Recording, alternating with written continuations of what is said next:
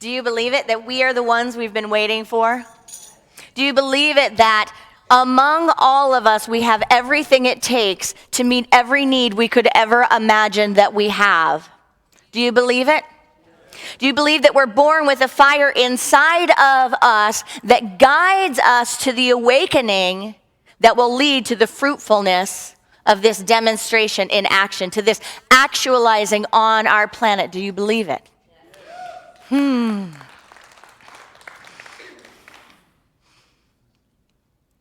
Thomas Edison said, "It's obvious that we don't know 1/1,000,000th of 1% about anything." That we don't know 1/1,000,000th of 1% about anything. This is from a smart man, amen? It's from an intelligent guy. Wayne Dyer says, if you're going to make a difference in the world, you'll soon learn that you can't follow the herd. You'll soon learn that you can't follow the herd.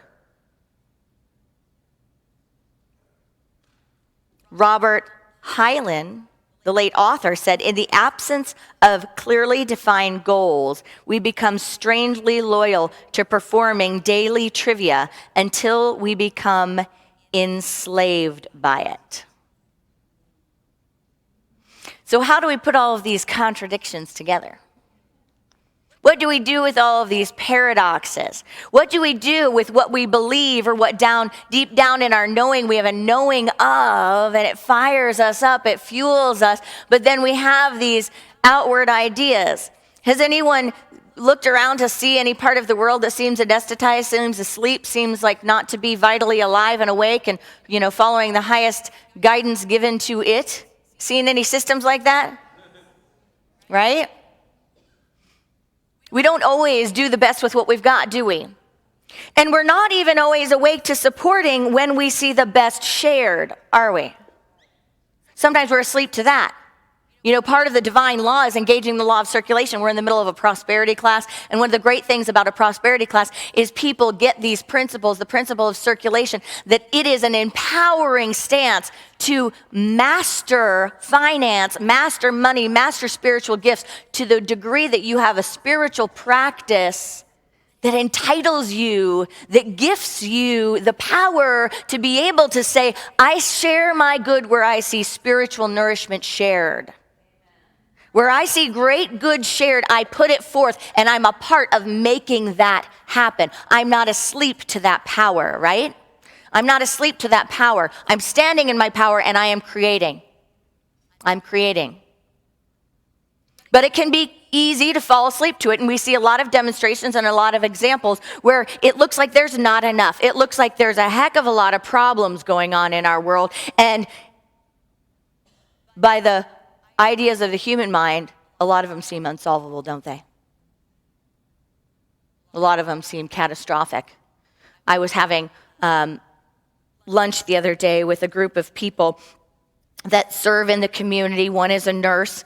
Another has a family that is immersed in care for infants that have gone through things. And we're sharing these stories, and I'm hearing the stories about children, the number of children that are born on methamphetamines and other drugs.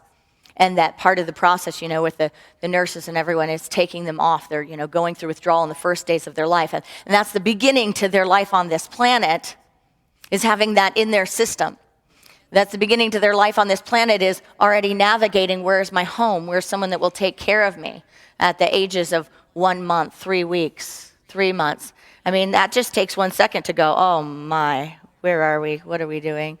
How could this be, right? So it takes a spiritual practice to stay centered. It takes a spiritual practice to keep the mind tethered to knowing the truth about all beings, regardless of the choices we make. To know that underneath all of the choices that we make that seem to really miss the mark, there is a power and a potentiality that if it's recognized, if it's seen, if it's activated, it will transform the world. If it's activated, it will actually do more good than it could ever do harm. If it's activated, it will actually bring us all to our knees in tears at the amount of love, the amount of intelligence, the amount of transformation that can be on this planet. I was on spiritual renewal last week, thank you.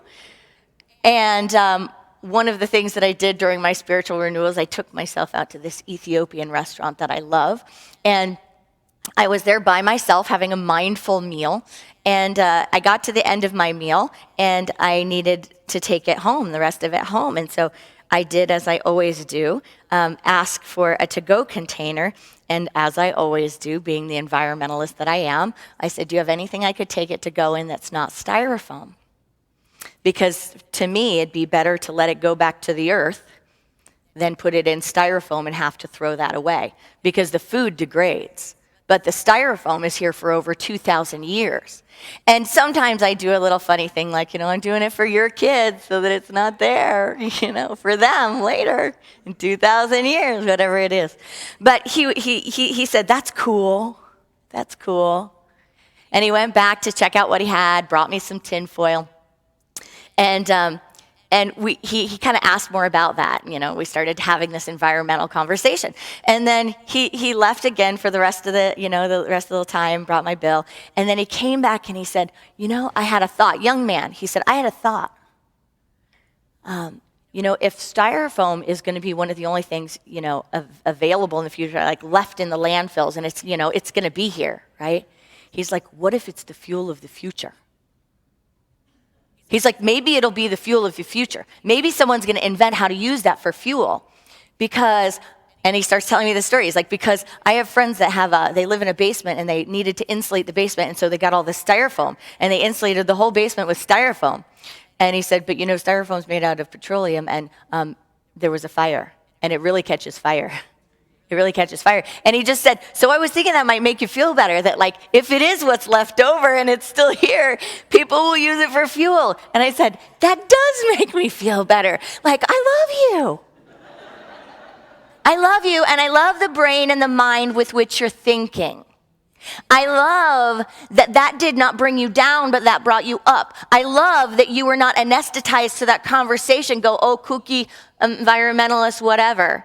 I love it that you generate thoughts. I love that. So do we believe that there is enough within each of us to generate the thoughts that create the solutions? I want to share with you a video that I saw online that is very powerful, very transformative, and very hopeful for the future. So pay attention while we watch this video to what it has in terms of spiritual principles, in terms of ideas. What ideas are shared? And we'll take the light. Whatever we believe can't be done is an illusion moving back into the nothingness from which it came. And did you hear the words open source that he said at the end? If you don't know what that means making it available, making it really freely, truly available, taking the technology and giving it to the world. And what does that take to do that? What does that take? It takes a consciousness, and the new consciousness of the new humanity is the consciousness to know that we are all spiritual beings and we are one, that not one could be held down or diminished, and it would not affect all of us. But in fact, when we lift one up, when we lift any up, we lift all of us up, that I am no separate and no different from you, and you are not different from me. But that in fact, the gift I give to you is the gift I give to myself, is the gift I give to all, is the gift I give to God. And it honors and acknowledges, does it not, that the intelligence came from this vast source, that intelligence could not be owned because it is freely given. It freely arrives within us. It is a free stimulation of the mind that leads us to ideas. So there is a new life forming, a new life based on these spiritual principles, based on the idea of unity consciousness, based on the idea of infinite intelligence. Do you think that young man would have gone forth? Maybe he would have, because he's pretty extraordinary. But would people go forth giving some massive invention away if they thought it was going to be their last one? It takes something, right? He's got something. What he's got is the activation and the demonstration and the faith in a principle. And that principle is that he knows where to go. He knows source. He knows the intelligence that's coming to him, and he knows that it's active. He knows that it's evolving. He knows that it's expanding. When we know where our source is, we don't need to have fear about sharing, about becoming one, about releasing.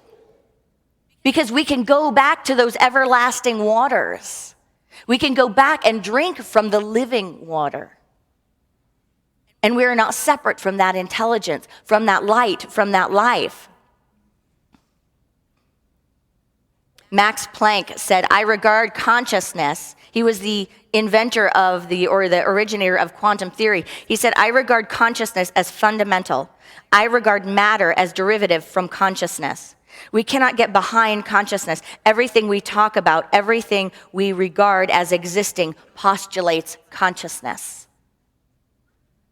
Emerson said, we have merely scratched the surface of the store of knowledge which will come to us. I believe that we are now a tremble on the verge of vast discoveries. Discoveries so wondrously important, they will upset the present trend of human thought and start it along completely new lines.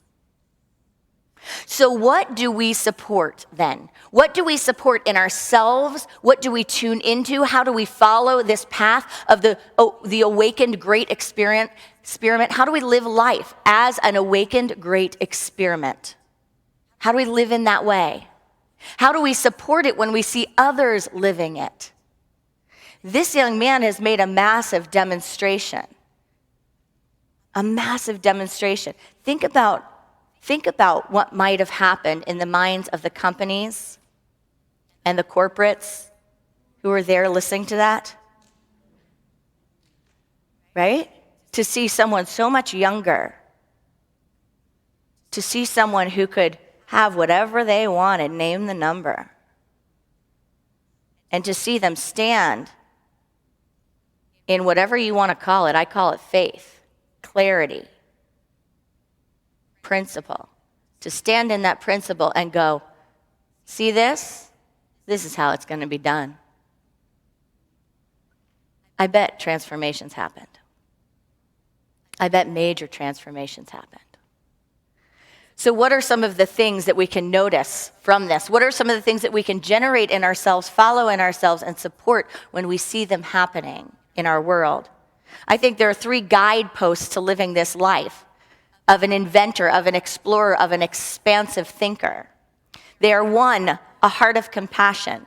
2, the mind of a dreamer. And 3, the soul of a giver. A heart of compassion, a mind of a dreamer, and the soul of a giver. Why the heart of compassion? The heart of compassion is that we are stimulated at some point in our lives. We are stimulated by something that moves us. Something that piqued an interest that moves us, that our hearts became open. For him, it was the 7-year-old with the prosthetic limb that could only do a couple of motions. Some of us may walk by those moments and just go, oh, that makes me feel bad. Some of us on the spiritual journey can look at that and say, maybe there's something here for me to pay attention to give attention to pray attention to. Because do you know that the things that stimulate each one of us are not the same? The things that stop us in our tracks are not the same. The things that make us go, oh, or whoa, or oh no, are not the same. We are each uniquely designed, imbued with specific talents, a specific heart of compassion that leads us to our awakening, that leads us to our next steps on our path. So it's ours to pay attention to what moves us. What am I moved by? What do I notice? What is it that I don't take for granted? Not everyone notices the things you notice. Not everyone is moved by those things you're moved by. Not everyone thinks about or cares about the same thing. Use those guidelines and follow those leads. And the place to be careful and to be mindful is not to criticize what moves another. Not to criticize what inspires another. Not to put your own order in front of someone else's because your passion for your own is so strong. See, if one of my passions isn't the environment, and I'm with someone that says, oh, how could you be worried about the environment? Have you seen this is happening? Right? Then I may separate from my passion about that. But guess what? That's my passion. There may not be another one there waiting for me to take it on, and it might be mine to do. Can we trust that there are enough and diversified passions that all of the needs are met? So instead of saying, how could we be focusing on this when this is going on, we can say, thank you, left hand, for focusing there. I'm the right hand and I'm focusing here. And we can support each other through that law of circulation, through that law of empowerment, and support and celebrate spiritual gifts when we see them shared. The next is the mind of the dreamer. Can we be expansive thinkers? Can we get out of the box? In this prosperity class we're teaching, Mary Mann and Morrissey gave two great examples. And of course, these are things you might have heard before, but the way she said it just brought it to life. She was talking about, think about the days when the planet was flat. And I'm going to say it like that. Think about the day when the planet was flat. Don't think about the day when they didn't know it was round. Think about the day the planet was flat. It was flat. There was an edge. There was a ledge. It was flat, mind you.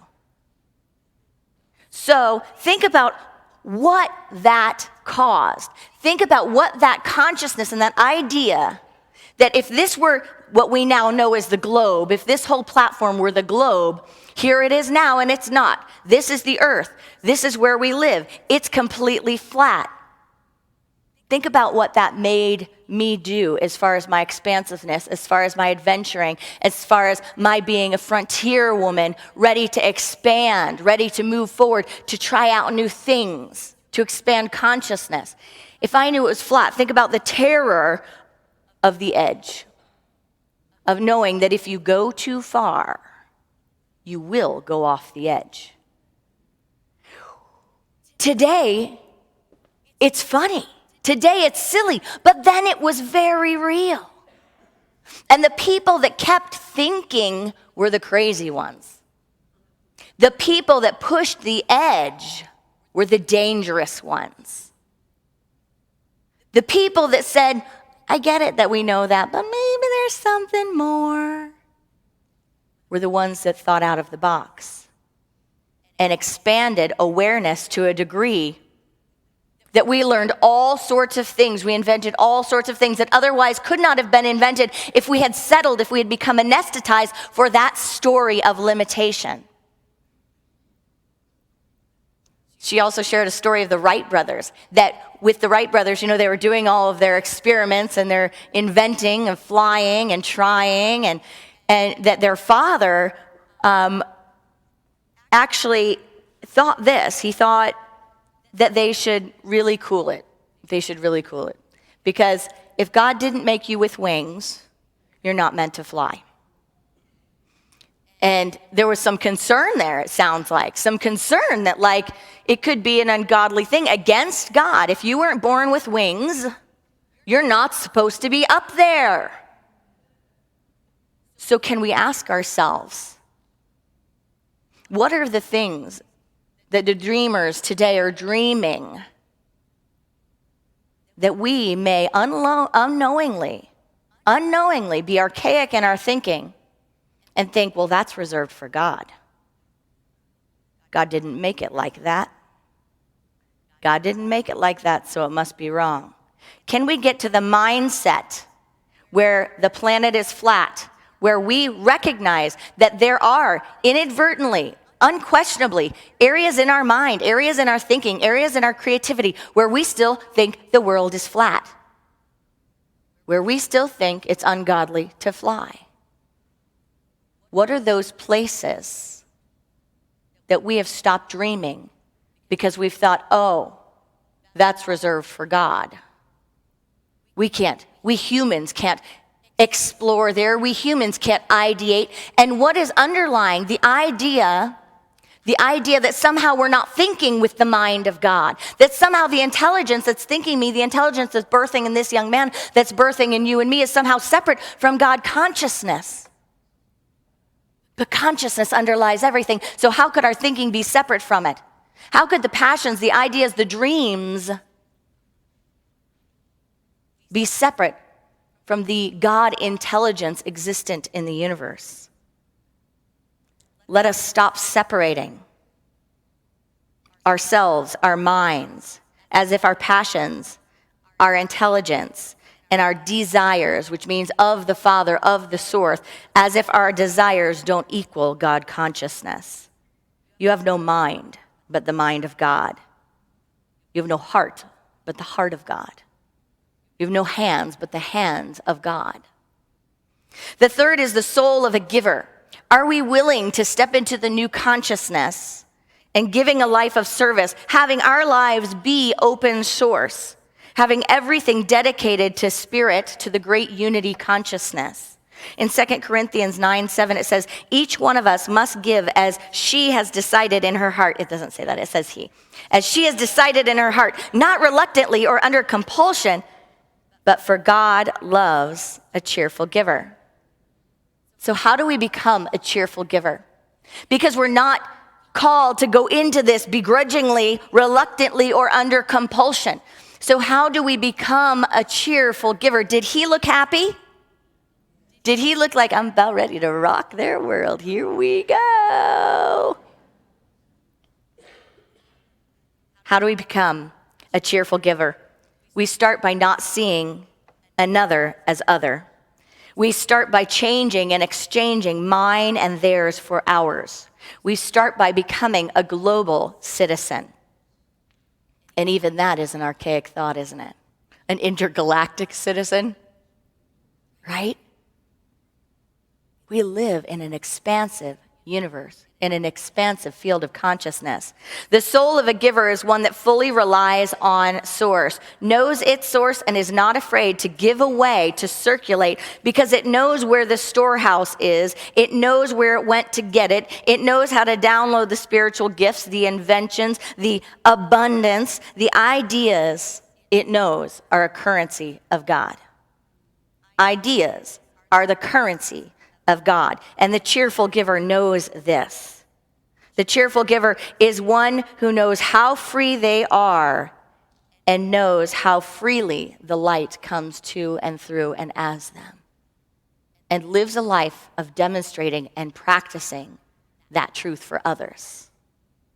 So the steps to activating this life as a great experiment are: look for your heart of compassion and support the hearts of compassion that you see. Allow the mind of the dreamer to be your mind and support the mind of the dreamer when you see it on the planet. Have the soul of a giver. It's the soul that's calling all of us. It is our nature. When we pull against it, we pull against our own nature, our own fabric, our own creation, our own becoming. There's a Zen saying that says, the master in the art of living makes little distinction between his work and his play, his labor and his leisure, his mind and his body, his education and his recreation, his love and his religion. He hardly knows which is which. He simply pursues his vision of excellence in